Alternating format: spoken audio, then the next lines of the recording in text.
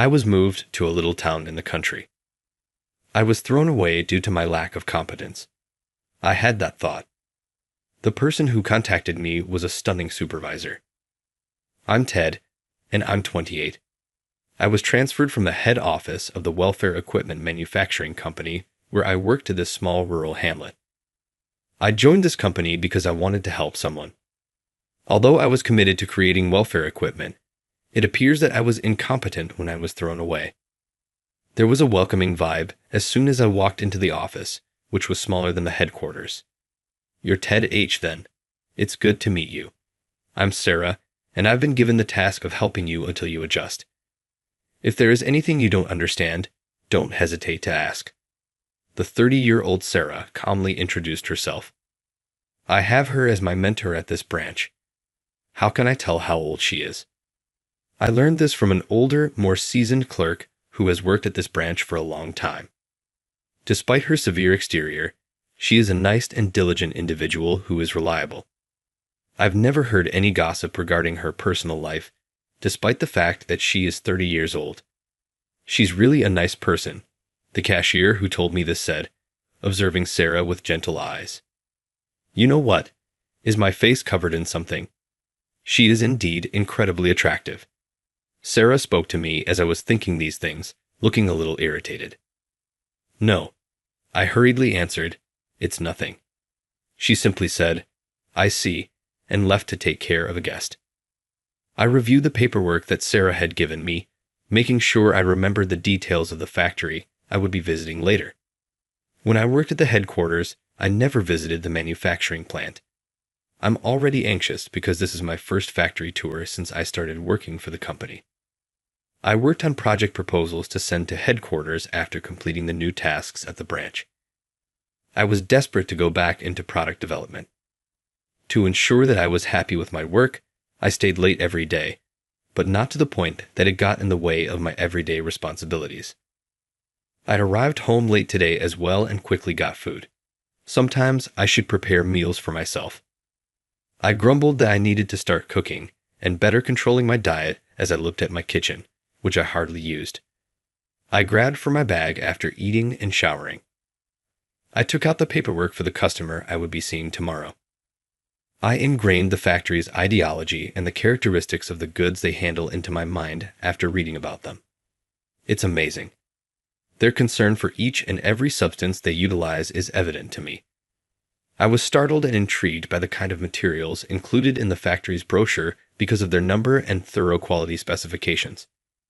I pondered what sort of procedure the goods produced in this plant must go through in order to be finished.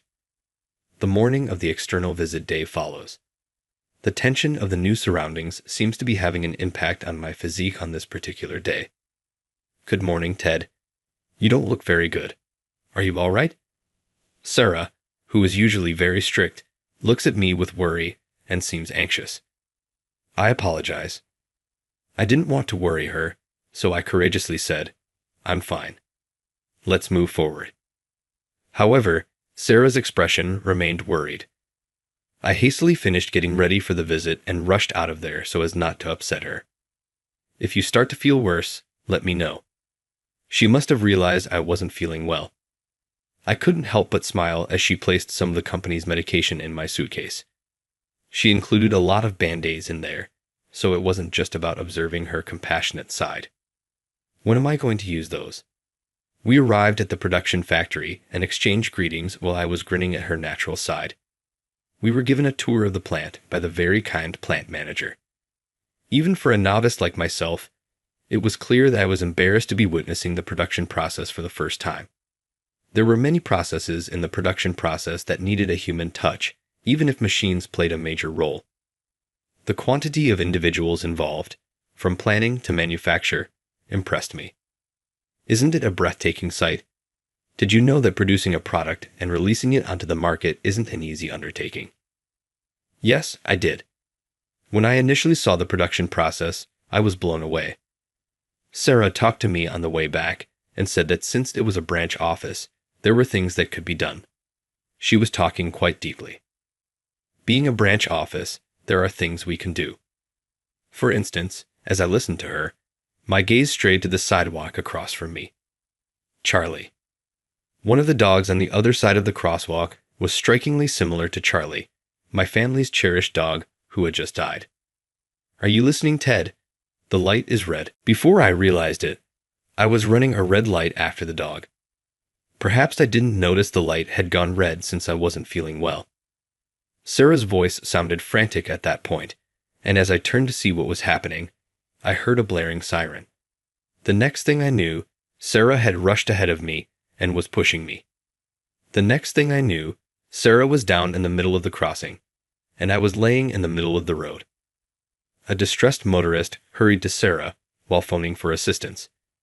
In the midst of the cacophonous surroundings and my hazy consciousness, I realized that Sarah had been struck by the vehicle. I lost my memories at that point. When I awoke the next morning, I was in a hospital and told by a nurse who had come to change my IV that I had been in an accident and that my injuries were minimal. I was also receiving an IV for tiredness. How was the woman who assisted me doing?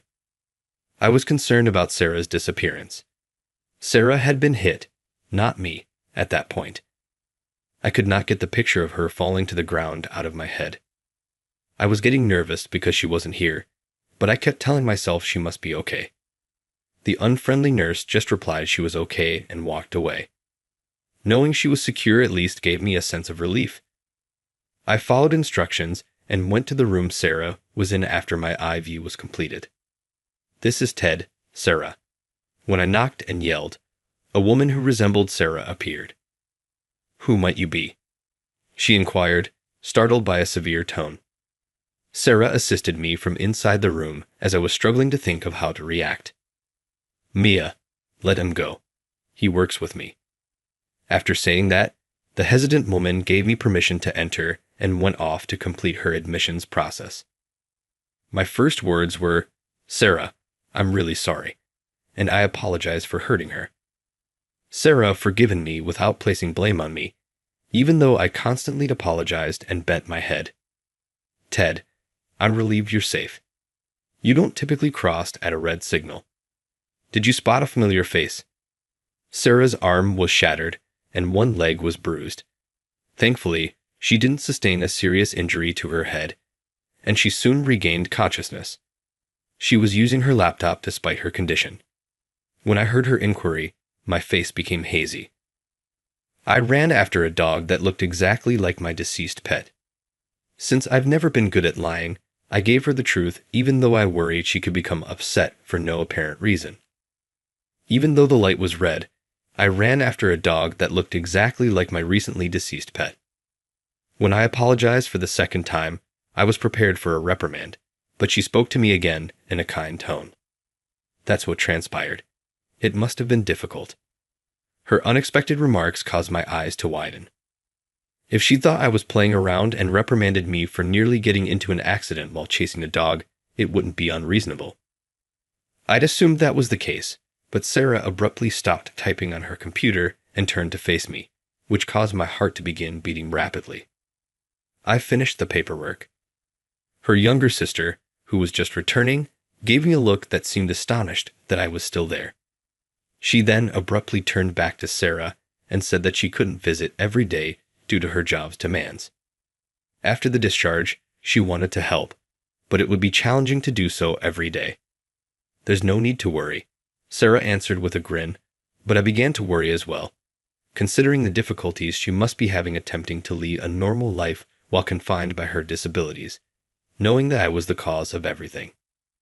Before I knew it, I was volunteering to help. May I come and assist with daily tasks if it's not too much trouble? Her younger sister was the first to respond to my unexpected proposal.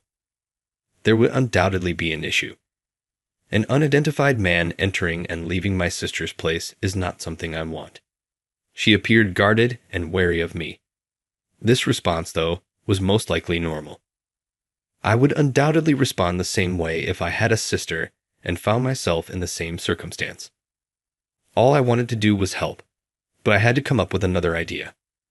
With this in mind, I was about to take back what I had said when Sarah said something unexpected.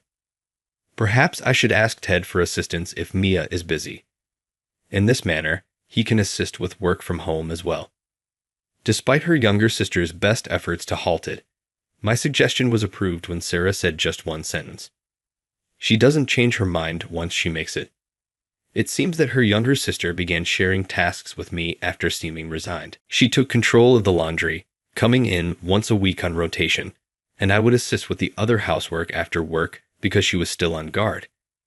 Every day until the discharge, I would stop by to provide any desired items and report on work. Apparently fiercely protective of her sibling, her younger sister repeatedly reiterated with great emphasis, "If you harbor any inappropriate feelings toward my sister, I will never forgive you." I told Sarah, "Don't worry," and she added, "Thank you for your understanding. I'll try my hardest." Sarah smiled and bowed her head in a friendly gesture, but her younger sister, still cautious, kept glaring at me. After work every day after that, I went to the hospital. I would gather work documents for Sarah and bring packages from her sister so as not to disrupt her place of employment. After 2 weeks of these days, Sarah was cleared to go. She required therapy for some time even after being released. So I continued to visit her every day after work to make sure she wouldn't experience any difficulties in her day-to-day activities. The only difference was that Sarah's room was used in place of the hospital room. I appreciate everything you've done. Having you cook and clean has been really beneficial because it can be challenging to do it alone. I was initially hesitant to go into a woman's apartment on a daily basis, but I soon adjusted because Sarah seemed to not object at all. Given that I caused the harm, it makes sense. Don't worry about it, really. Even though our talk was informal, I was constantly amazed by her ability to work tirelessly on her computer despite having a disability in her arm. As the visitation days went on, I became aware of something.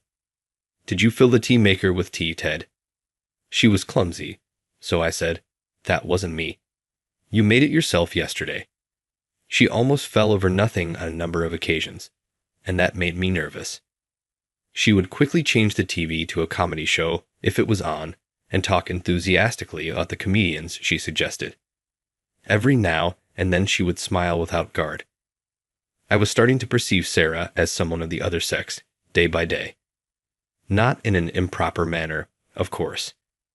The person who was meant to be the trustworthy and competent supervisor appeared lovely and endearing. "Aren't you doing anything with my sister now?" Although my relationship with my younger sister, Mia, who comes over once a week to do laundry, has improved, she still closely monitors me to make sure I'm not slacking. "Don't worry, I'm not brave enough to do that." She is rude. It's true. On occasion, I discovered that Mia and I are of the same age. Even when we disagreed, Sarah would observe us with a satisfied expression, as if she wished we got along. Following a lengthy period of rehabilitation, Sarah resumed her job a few days later. From today, I look forward to working with you again. As she entered the office, coworkers joyfully celebrated Sarah's return by preparing a cake. I've never seen Sarah grin so softly in the midst of the holiday atmosphere in the office. That smile makes my heart race once more, and I question whether it's truly racing. She drew me into the circle to join in the celebration, so I put my hand over my heart and stopped thinking about it. I continue to support Sarah, who hasn't entirely healed, in the company even after that. She has been living a hectic life and gratefully accepted my offer. I continued working after work since I was determined to get back to the headquarters and couldn't give up. I stopped visiting Sarah's house to lend a hand when her younger sister, Mia, was going through a difficult time at work. I used that time to focus on project proposals, saving even my sleep, although feeling a little lonely. Sarah may have seen how I was feeling because one day while I was at work, she pulled me out and claimed to be going to see some clients. Are the process checks not necessary? Not doing anything specific in particular. Simply going to clients and striking up a conversation. It was strange that there were no standard procedure checks or proposal submissions. All we have to do today is present our faces. For Sarah, who is productive at her job, simply observing and conversing with the workers at the plant is plenty. This schedule was out of the ordinary. I questioned the purpose of these apparently meaningless outdoor rounds. As work hours drew to a close, The answer remained elusive. I stayed back alone to work on the proposal as usual after seeing colleagues go earlier. "You're working hard, Ted." In the now empty office, I heard Sarah's voice for some reason. "You're not usually here at this hour, Sarah. Mia will be concerned, so you should go early." Saying I should have something, she nearly forced me to eat by handing me a sandwich and a cup of coffee. Before she started eating, Sarah, who also purchased one for herself, struck up a discussion. "I've heard that you worked at headquarters on product development, Ted. They claimed that you were incredibly committed. I was at headquarters at the time, so why was I moved to a branch in the country?" She claims that she questioned higher management directly about the reason because she was too interested. You may think you were transferred because you were incompetent, but that's a big misunderstanding. I stopped eating and turned to face Sarah as she approached, as though she could see right through my heart. "The headquarters wants you to build a production line for the products. My employer at the time told me these things when I was transferred, but I took them to be words of consolation at the time. I considered my move from headquarters to a rural branch to be merely unfortunate. Without saying anything, I simply assumed that and walked out of headquarters. Looking back, I thought I was pretty impolite." Sarah went on to say, "That was just a comforting word I couldn't understand. You have the ability to give things careful thought, Ted. During the time you were assisting me, I sensed that not everyone could. Even the supervisors at headquarters, according to Sarah, appreciated my consideration and believed I ought to be part in the production process. I was aware of the enthusiasm for product development, but we can only improve things by working with the creators. Supporting these individuals is the company's top priority." She showed me that it's not enough to just submit product plans and have them created.